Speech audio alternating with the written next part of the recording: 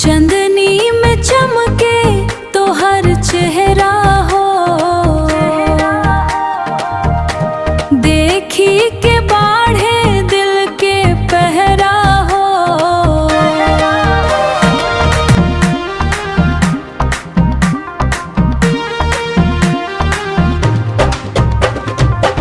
आवा राजा जी रात जवान बा, तो हर याद में धड़कन परेशान बा।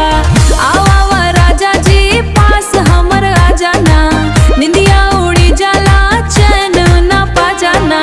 तोहर अदावा में कुछ है न पा जाना, तोहर अदावा में कुछ बाई जादू सा।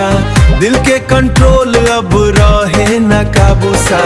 रात जवान बा मौसम बेईमान बा, मौसम बेईमान बा। आजा करे बातें जो दिल के अरमान बा। चांदनी में चमके तो हर चेहरा हो,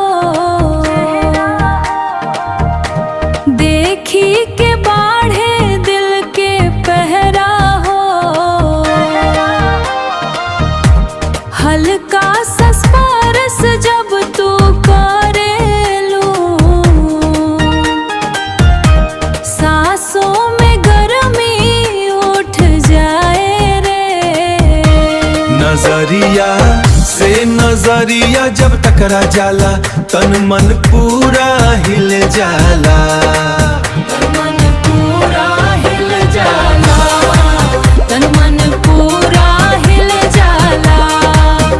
तोहर हंसी में नशा ऐसन बा, दिल हमर फिसल जाला। आवा राजा जी दिल के बात बताता जा, रात के जादू में हमके सजा जा।